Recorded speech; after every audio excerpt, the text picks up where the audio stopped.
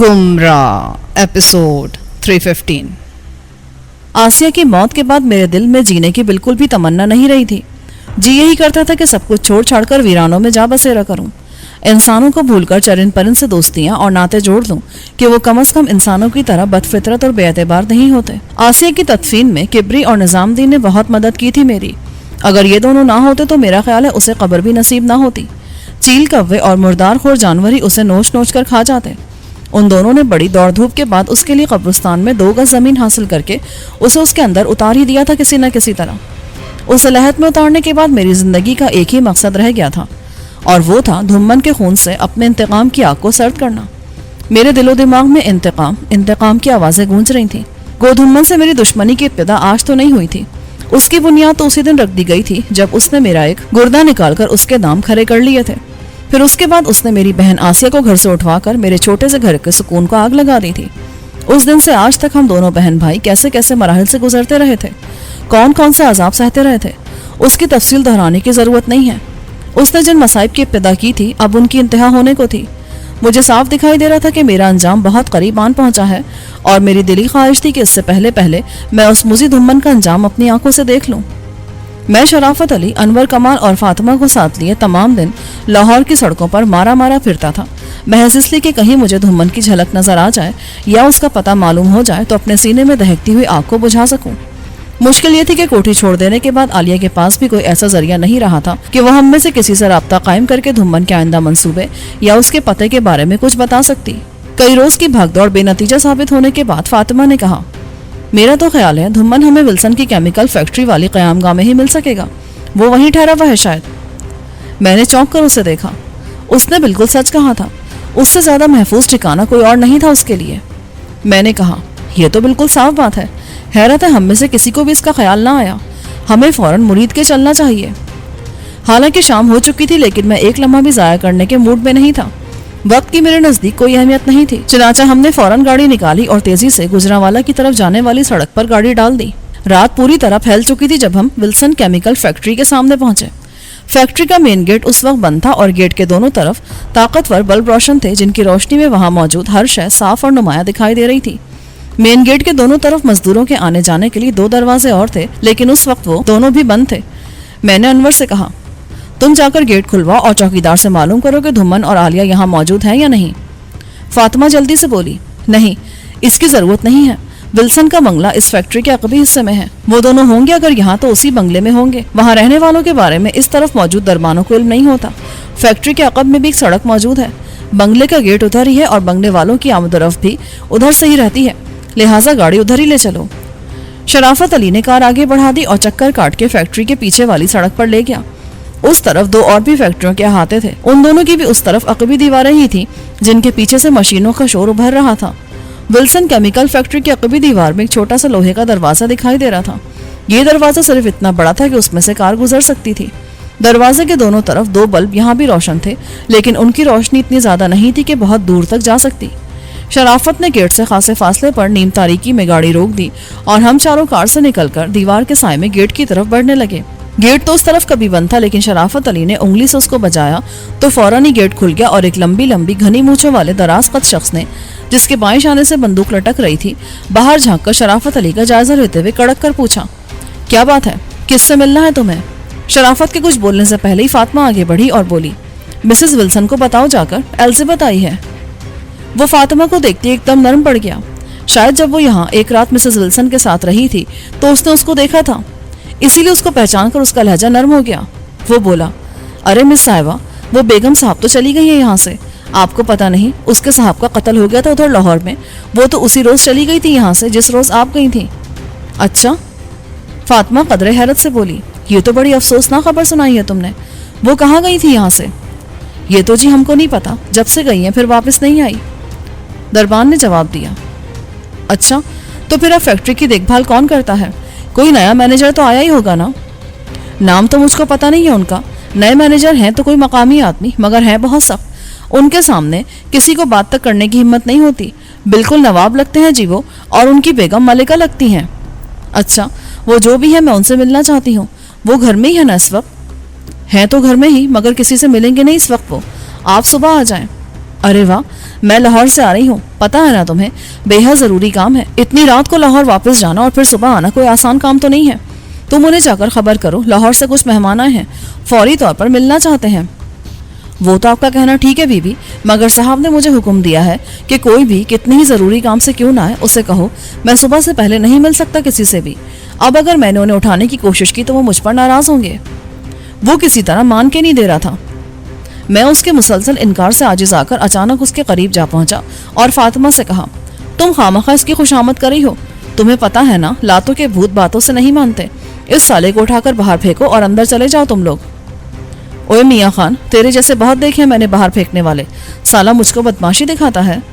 اس نے اپنے شانے سے لٹکی بندوق کو اتارتے ہوئے کہا، جاؤ دفع ہو جاؤ ادھر سے، نہیں تو میں ایک ایک کو گولی مار دوں گا۔ اس نے بندوق سیدھی کرنا چاہی، این اسی لمحے میں نے تیش میں آ کر الٹا ہاتھ اس کے منہ پہ دے مارا۔ وہ لڑکھڑا کر 2 قدم پیچھے چلا گیا۔ آدمی خاصا جاندار تھا، میں نے جتنی طاقت سے ہاتھ مارا تھا اسے، کوئی عام آدمی ہوتا تو الٹ کر دور جا گرتا، لیکن وہ صرف لڑکھڑا کر رہ گیا۔ اس نے تیزی سے سنبھل کر بندوق سیدھی کر کے اس کی نال میرے سینے سے لگا دی، مگر میں نے ایک جھٹکا دے کر نال کو پرے کرتے ہوئے اس کی ٹانگوں میں پورے زور سے ٹانگ مار دی۔ وہ اس کے لیے تیار نہیں تھا۔ اس کا خیال ہوگا کہ بندوق کی نال سینے پر دیکھ کر میں اپنے اوسان گم کر دوں گا اور وہ آسانی سے مجھے شکار کر لے گا۔ ٹانگ لگتے اس کے قدم زمین سے اکھڑ گئے اور وہ لہرا کر نیچے جا گرا۔ میں نے اسے سنبھلنے کا موقع دیے بغیر اس کی رگیں احساس مسل ڈالی۔ اسے چھوڑ کر میں سیدھا ہو ہی رہا تھا کہ کڑکدار آواز سنائی دی، خبردار کوئی بھی حرکت نہ کرنا اپنی جگہ سے، اور اپنے ہاتھ سروں پر رکھ کر سیدھے کھڑے ہو جاؤ ورنہ گولیوں سے چھلنی کر دیے جاؤ گے۔ میں نے اس للکارنے والے کی طرف نظر اٹھا کر دیکھا۔ وہ 2 افراد تھے، دونوں ہی خاصے تنوتوش کے مالک تھے۔ قد ان کے 6-6 فٹ سے کسی بھی طرح کم نہ تھے اور بدن ان کے سانچوں میں ڈھلے ہوئے معلوم دیتے تھے۔ لگتا تھا انہیں ایسے موقعوں کے لیے خصوصی طور پر پالا گیا تھا۔ ان کے ہاتھوں میں ریوالور تھے جن پر سائلنسر چڑھے ہوئے تھے۔ وہ خونخوار نظروں سے مجھے گھورتے ہوئے آہستہ آہستہ ہماری طرف بڑھ رہے تھے۔ ان کی پشت پر ایک کمرہ تھا جس کا دروازہ کھلا ہوا تھا۔ دربان کے گرنے کی آواز سن کر میں دربان سے پرے ہٹ کر کھڑا ہو گیا تھا اور دونوں ہاتھ سینے پر باندھ کر ان دونوں کا جائزہ لینے لگا تھا۔ ان میں سے ایک مجھے دیکھ کر بولا، سنا نہیں تو نے کیا کہا ہے؟ میں نے جانتا نہیں ہے تو مجھے حکم عدولی کرنے والے کے ساتھ ذرا بھی رعایت نہیں کرتا ہوں میں نے اس کی دھمکی کی پرواہ کیے بغیر کہا، میں ذرا اونچا سنتا ہوں پہلوان جی، میں نے سنا نہیں آپ نے کیا حکم دیا تھا مجھے؟ وہ اپنا ریوالور میری طرف سیدھا کر کے بولا، اگر تو سن نہیں سکتا تو تجھے زندہ رہنے کا حق کس نے دیا ہے؟ چل چھٹی کر اب تو۔ یہ کہہ کر اس نے ٹریگر دبانے کی کوشش کی، لیکن اس کا ریوالور اس کا حکم ماننے کو تیار نہ تھا۔ میں نے مذاق اڑانے والے انداز میں کہا، اوے چڑی مار کی دم، تو کہتا تھا حکم عدولی برداشت نہیں کرتا تو، اور حال یہ ہے تیرا کہ تیرے ہاتھ میں پکڑا ہوا ریوالور تک تیرا حکم نہیں مان رہا۔ اس کے ریوالور کو ناکارہ ہوتے دیکھ کر اس کے ساتھی نے مجھ پر گولی چلانے کی کوشش کی، لیکن اس کا بھی وہی حال ہوا۔ وہ دونوں ایک دم پریشان سے نظر آنے لگے۔ ان دونوں نے حیران ہو کر ایک دوسرے کو دیکھا، پھر ان میں سے ایک مجھے گھورتے ہوئے بولا، تو ہے کون اور یہاں تیرے آنے کا مقصد کیا ہے؟ میں نے مسکراتے ہوئے کہا، تمہاری باری ختم ہو چکی ہے، اب مجھے یہ بتاؤ تم دونوں کہ تم لوگ کون ہو، بنگلے میں کون مقیم ہے اور تم کس کی حفاظت کر رہے ہو؟ تو یہ نہ سمجھ لینا کہ ریوالور بیکار ہو جانے سے ہم دونوں بھی بیکار ہو گئے ہیں، ہم خالی ہاتھ پیروں سے بھی تیرا سرما بنا سکتے ہیں، تو نے سمجھا کیا ہے خود کو؟ یہ کہتے ہوئے دونوں نے ایک ساتھ اپنی اپنی جگہ سے جست کی اور اڑتے ہوئے میرے سامنے آ گئے۔ میں ان دونوں پر نظریں جمائے کھڑا تھا، انہیں اپنی طرف آتے دیکھ کر پھرتی سے بائیں طرف تھوڑا سا ہٹا تاکہ ان کا نشانہ خطا ہو جائے۔ میرے ہٹ جانے کی وجہ سے ان کا حملہ ناکام ہو گیا، لیکن ان کے پیر زمین پر ٹکتے ہی میں شکاری باز کی طرح اپنے قریب والے شخص پر جا پڑا۔ کوشش تو میری یہی تھی کہ میں اس کی رگیں احساس مسل ڈالوں، لیکن وہ بھی کچھ کم پھرتیلا نہ تھا۔ میرا ہاتھ گردن پر پڑتے ہی وہ تڑپ کر چکنی مچھلی کی طرح میرے ہاتھوں سے نکل گیا۔ اس کے دوسرے ساتھی کو فاطمہ نے سنبھال لیا تھا۔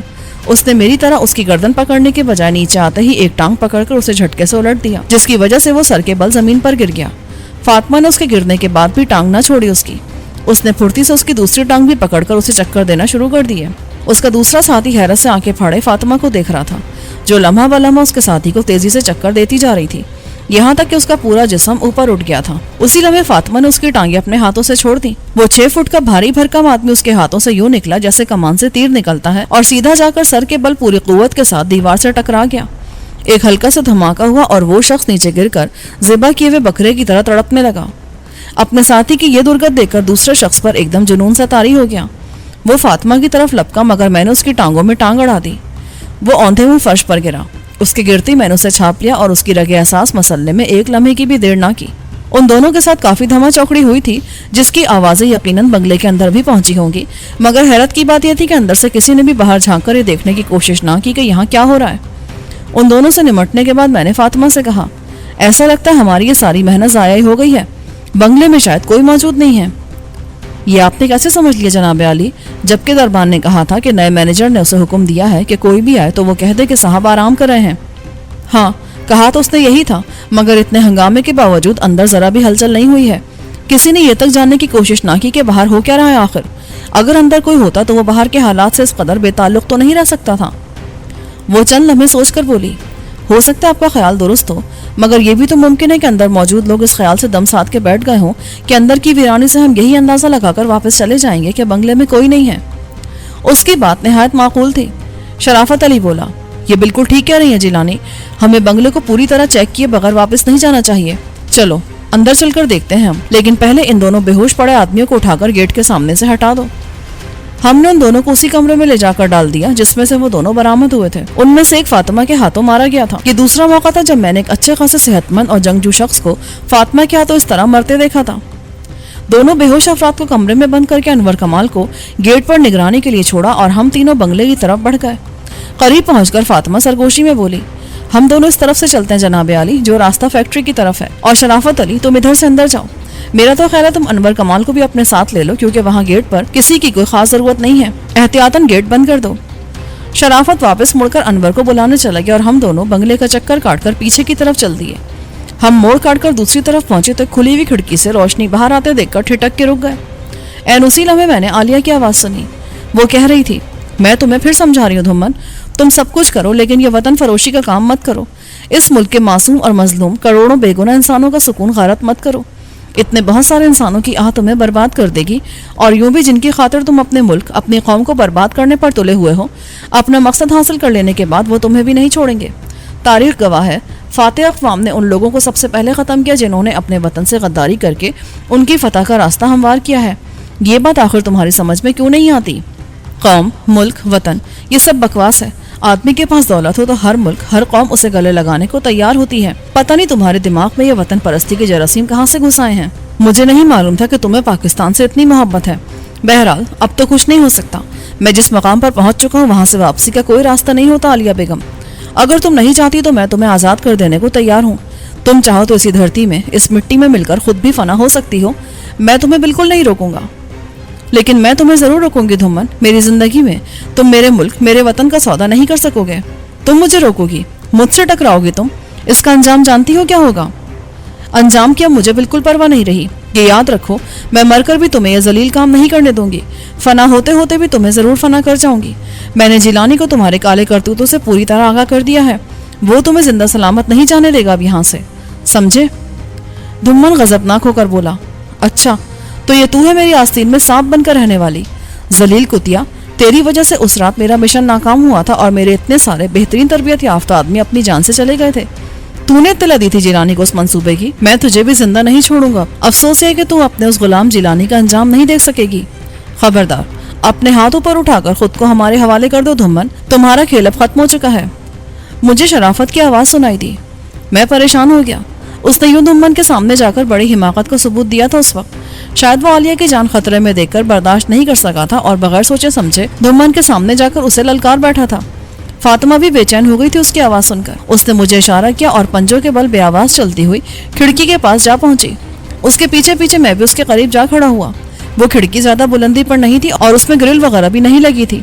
उस पर चढ़कर आसानी से कमरे में दाखिल हुआ जा सकता था। मैंने खुली हुई खिड़की से गर्दन ऊंची करके कमरे में झांका। आलिया और धुम्मन एक डबल बेड पर साथ साथ बैठे थे। उन दोनों की पुश्त खिड़की की तरफ थी। उनसे थोड़ा सा दाएं तरफ वो दरवाजा था जहां शराफत अली और अनवर कमाल अपनी स्टैंड करने लिए साथ साथ खड़े थे। शायद धुम्मन और आलिया को भी उन्हें वहां देखकर हैरत हुई थी। फिर आलिया एकदम चौंक कर बोली, ये तुम लोग क्या हिमाकत कर रहे हो? फौरन वापस जाओ, दीवार की आड़ पकड़ लो वरना। उसकी बात पूरी होने से पहले ही धुम्मन ने झपट कर एक हाथ से उसका मुंह बंद कर दिया और बिजली किसी तेजी के साथ दूसरा हाथ बिस्तर पर रखे हुए तकिए के नीचे डालकर एक नन्हा सा पिस्तौल निकाल लिया और इससे पहले कि अनवर और शराफत कुछ समझते, उसके पिस्तौल से एक शोला लपक कर शराफत अली को हाकस्तर कर गया। एक लम्हे में शराफत अली जलकर कोयला हो गया था। अनवर कमाल हैरतज़दा सा उसे देख ही रहा था कि एक बार फिर शोला लपका और अनवर कमाल भी हलक से कोई आवाज निकाले बगैर जले हुए दरख्त की तरह नीचे जा गिरा। आलिया ने उन दोनों को गिरते देखा तो एकदम भड़क कर जुनूनी अंदाज में धुम्मन से लिपट कर उसके हाथ से पिस्तौल छीनने की कोशिश करने लगी। उसने दोनों हाथों से धुम्मन का पिस्तौल वाला हाथ पकड़ रखा था और जोर जोर से उसे झटके देते हुए उसके बाजू को दांतों से काट रही थी। उन दोनों को गत्थम गत्ता होते देखकर फातिमा तेजी से खिड़की पर चढ़ी और दूसरी तरफ कूद गई। मैंने भी उसकी तकरीद में एक लम्हे की देर ना की। फातिमा ने तेजी से उनके करीब पहुंचकर धुम्मन के उस हाथ पर जिसमें पिस्तौल था अपनी खड़ी हथेली की भरपूर जरब लगाई। उसका हाथ पहले से ही आलिया के हाथों में था और वो दोनों जोर आजमाई कर रहे थे। फातिमा के हाथ की जरब इतनी भरपूर थी कि चटाख की आवाज के साथ उसकी कलाई की हड्डी टूट गई और पिस्तौल उसके हाथ से छूटकर नीचे गिर गया, जिसे आलिया ने फौरन ही उठा लिया और उछलकर बेड से दूर चली गई। मैंने आगे बढ़कर धुम्मन के बाल पकड़ के उसे घसीटकर नीचे फेंकते हुए कहा, धुम्मन, बहुत नाज था तुझे अपनी गैर मामूली सलाहियतों पर और हराम की कमाई हुई बेअंदाजा दौलत पर। बड़े हिफाजती इंतजाम कर रखे थे तूने और ये समझ लिया था कि अब फरिश्ता अजल भी तेरे नजदीक नहीं आ सकेगा। लेकिन ये तू भूल गया था बच्चे के मुल्कुल मौत जब किसी को शिकार करने निकलता है तो सारे हिफाजती इंतजामात, सारे मंसूबे, सारा करोफर धरे का धरा रह जाता है। कोई जानिसार, कोई वफादार उसका रास्ता नहीं रोक सकता। एक अंगूठी बनवाकर तूने समझ लिया कि किसी की गोली तुझ पर असर नहीं कर सकेगी और एक आग उगलने वाला खिलौना हासिल करके तू मुतमईन हो गया था कि अब कोई तेरी रूह कब्ज करने के लिए तेरे पास नहीं आ सकेगा। मगर तूने देखा मौत किस किस तरह, किस किस रूप में, कैसे कैसे रास्तों से आदमी तक जा पहुंचती है। वो एक हाथ से अपने टूटे हुए हाथ को सहारा देते हुए बोला, तुम ठीक कह रहे हो जिलानी, आदमी बहुत दूर तक देखता और सोचता है और दूर की सोचकर हर नागहानी से महफूज कर लेते अपने आप को, लेकिन इसे अपने नजदीक, अपने इर्द गिर्द मंडलाते हुए सांप बिच्छू दिखाई नहीं देते। मैं कभी ये सोच भी नहीं सकता था कि मेरी ये दस्तेरास, मेरी शरीक हयात कभी मुझसे बगावत भी कर सकती है। अगर मैं पहले से जान लेता ये बात तो इस नागिन का सर बहुत पहले ही कुचल देता। मुझे उसी वक्त समझ लेना चाहिए था इसे जिस दिन इसने तुझे वो अंगूठी दी थी, लेकिन अफसोस मैं इसके एतबार का शिकार हो गया। ऐसे ही ना जाने कितने लोग तेरे एतबार का शिकार होकर जिंदगियां गंवा चुके हैं। ये जिंदगी किसी के साथ नाइंसाफी नहीं होने देती, आदमी को उसके अमाल का सिला जरूर देती है। इसी को तो मकाफात अमल कहते हैं। फातिमा बोली, जनाब आली, बातों में वक्त ज़ाया ना करें। ये ख्याल रखें हम दुश्मन की गुफा में हैं, कहीं से भी किसी भी वक्त दीवारें इसके हिमायती उगल सकती हैं, लिहाजा जल्द अज जल्द इसका किस्सा पाक कर दें। मैंने आलिया की तरफ देखा। वो धुम्मन का आश्ती पिस्तौल हाथ में लिए अपना निचला होंठ दांतों में दबाए खड़ी थी। यकीनन उसके दिल की हालत अबतर होगी उस वक्त। मैंने आलिया को जुबान दी है फातिमा कि मैं धुम्मन की जान नहीं लूंगा, लेकिन यह भी मुमकिन नहीं है कि इसको माफ कर दिया जाए। अगर हमने इसे माफ कर दिया तो ये खौफनाक नाग एक बार फिर पलटकर डसने की कोशिश करेगा। तो फिर अब इसका फैसला आलिया पर ही छोड़ दे जनाब आली, ये जो चाहे सजा तजवीज करे इसके लिए। मैं धुम्मन के पास से हटकर फातिमा के पास खड़ा हो गया और आलिया से बोला, ठीक है आलिया, अब तुम खुद ही फैसला करो। आसिया ने डबडबाई हुई आंखों से मुझे देखा और भर्राई हुई आवाज में बोली, पहले मेरा ख्याल था कि मेरे समझाने बुझाने से शायद ये सीधी राह पर आ जाएगा। मैं समझती थी कि ये मुझे दुनिया की हर शय से ज्यादा चाहता है, मेरी बात को रद्द नहीं करेगा। लेकिन अब मेरी खुशफहमी दूर हो चुकी है। इसे दौलत से ज्यादा कोई शय अजीज नहीं है। ये कभी भी अपनी इस्लाह नहीं कर सकता जिलानी, कभी भी नहीं। बोलते बोलते उसकी जुबान लड़खड़ाने लगी।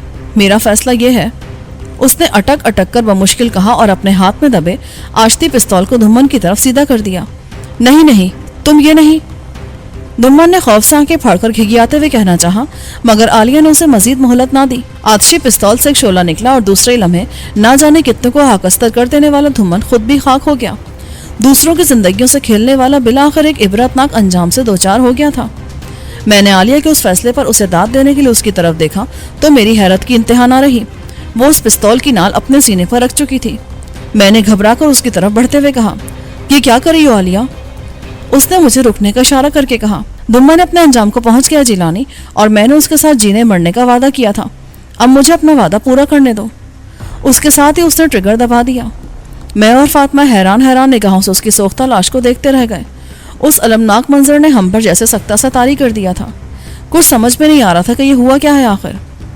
चंद लम्हों के बाद मैंने ठंडी सांस ली और फातिमा का बाजू थामकर वापसी के लिए दरवाजे की तरफ मुड़ गया। सब कुछ खत्म हो चुका था। हर शख्स अपने अंजाम से आगाह है, मगर फिर भी वो यही कोशिश करता है कि ज्यादा से ज्यादा दिन यहाँ गुजार ले इस दुनिया में। हो सके तो किसी की जिंदगी के दिन अपने नाम करा के अपनी उम्र में थोड़ा सा इजाफा कर ले। मेरी भी यही ख्वाहिश थी। मैं भी अभी मरने के लिए तैयार नहीं था। एक एक करके मेरे हमदर्द, दोस्त और जानेसार खत्म होते जा रहे थे। आबी, गुलजमान, आसिया, अनवर कमाल, शराफत अली, ये सब मेरा साथ छोड़ गए थे, लेकिन अभी फातिमा बाकी थी। फिरदौसी बेगम थी जो उधर कराची में बैठी मेरी राह तक रही थी, और सरवरी ने बताया था कि उधर अपने गांव में मेरी सबसे ज्यादा अजीज़ जान हस्ती मस्तंद आरा मेरी मुंतजर बैठी थी। میں نے اس سے وعدہ بھی کر لیا تھا کہ دھمن سے نمٹنے کے بعد میں مسند کے پاس ضرور جاؤں گا۔ مسند آرا کا خیال آتے ہی میرے دل کی دھڑکنیں تیز ہو گئیں۔ دل نے کہا، جیلانی، تو نے سروری سے جو وعدہ کیا تھا اسے پورا کر، اب تیرے راستے میں کوئی رکاوٹ نہیں رہی ہے، تجھے فوراً مسند آرا کے پاس پہنچنا چاہیے۔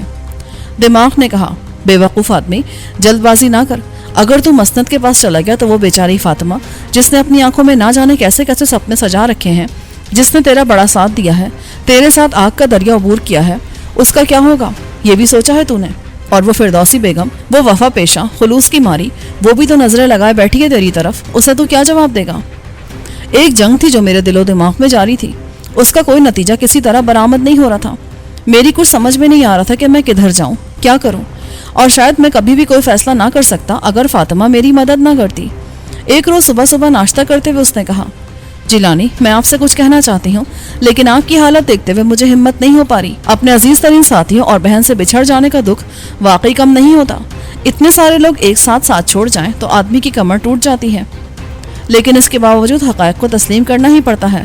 زندگی کی گاڑی کو کسی نہ کسی طرح چلانا ہی پڑتا ہے، مرنے والوں کے ساتھ مرا نہیں جاتا۔ کیا آپ کے لیے یہ بات قابل اطمینان نہیں ہے کہ آپ کے عزیزوں کا خون رائگاں نہیں کیا؟ ان کی موت بے مقصد نہیں ہوئی، وہ جس مقصد پر قربان ہوئے ہیں، جس کی خاطر انہوں نے جانیں دی ہیں، وہ مقصد تو بہرحال حاصل ہو ہی گیا ہے۔ میں اس کے انداز تخاطب پر چونک پڑا۔ اس سے جب سے میری ملاقات ہوئی تھی وہ ہمیشہ مجھے جناب علی کہہ کر مخاطب کرتی تھی، لیکن آج وہ مجھے جیلانی کہہ کر مخاطب کر رہی تھی۔ لیکن میں نے اس پر حیرت کا اظہار کیے بغیر کہا، ہاں، یہ بات تم نے ٹھیک کہی ہے فاطمہ، بے شک ہمارے بہت سے عزیز ترین ساتھی ہمارے ساتھ نہیں رہے ہیں، لیکن اب ہمارے دشمن بھی اس دنیا میں نہیں رہے، اس اعتبار سے تو حساب کتاب برابر ہی ہو گیا ہے۔ بہرحال برسوں کے رفیق پچھڑ جائیں تو دکھ تو ہوتا ہی ہے نا۔ تم کہو کیا کہنا چاہتی ہو؟ وہ کون سی بات ہے جسے کہنے کی ہمت نہیں ہو رہی تمہیں؟ جو کچھ کہنا چاہتی ہو بے دھڑک کہہ ڈالو، میں سب کچھ سننے کے لیے تیار ہوں۔ دیکھیں، آپ دل چھوٹا نہ کریں، زندگی ایک طویل سفر کی طرح ہے، دوران سفر بے شمار لوگ ملتے اور بچھڑ جاتے ہیں، کچھ لوگ اپنی منزل پر پہنچ کر جدا ہو جاتے ہیں اور کچھ کی راہیں جدا ہوتی ہیں، اس لیے راستے میں کہیں نہ کہیں انہیں بھی خدا حافظ کہنا ہی پڑتا ہے۔ ہاں، میں تسلیم کر رہا ہوں یہ سب کچھ، لیکن تم کیا یہی کہنا چاہتی تھی بس؟ نہیں، دراصل میں یہ کہنا چاہتی ہوں کہ آپ کا کام اب ختم ہو چکا ہے، آپ اپنا مقصد حاصل کر چکے ہیں، آپ کے اور آپ کے ملک کے دشمنوں کا صفایا ہو چکا ہے۔ اب بظاہر ہمارے کرنے کا کوئی ایسا کام نہیں رہا جس کے لیے ہماری ضرورت ہو، جبکہ میرے حصے کا بھی بہت کام باقی ہے۔ میرے ملک اور میری قوم کو میری اشد ضرورت ہے۔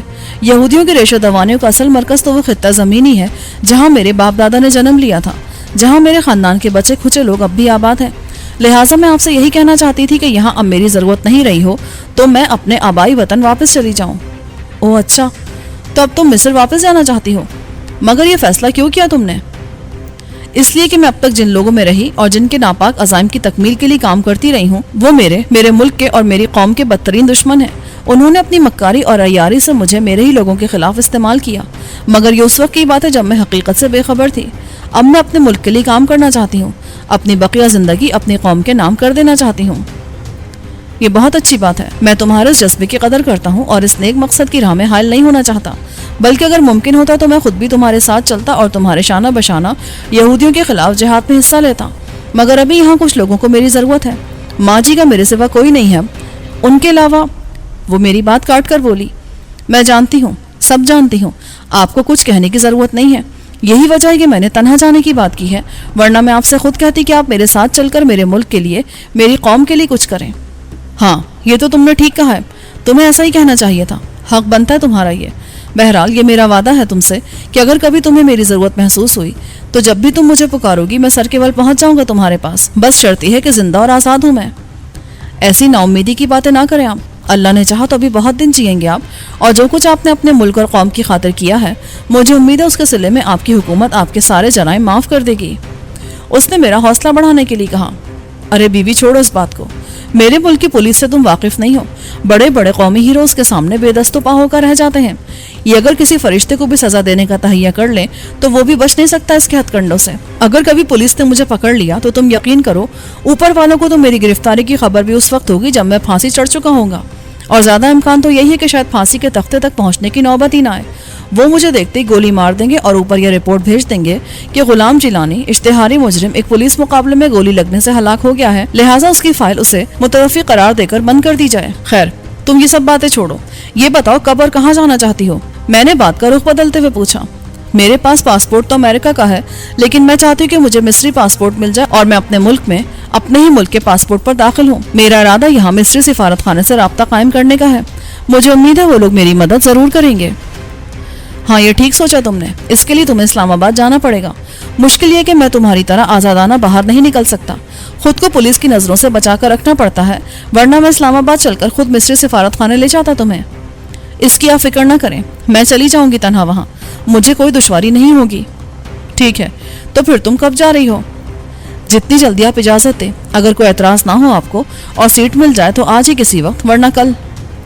مجھے بالکل بھی اعتراض نہیں ہے، تم ایئرپورٹ فون کر کے انکوائری سے معلوم کر لو یا خود چلی جاؤ، اور جو بھی پہلی فلائٹ ملے اسی سے چلی جاؤ۔ جب جانے کا فیصلہ کر ہی لیا ہے تو وقت برباد بالکل نہیں کرنا چاہیے تمہیں، میں نے اسے جواب دیا۔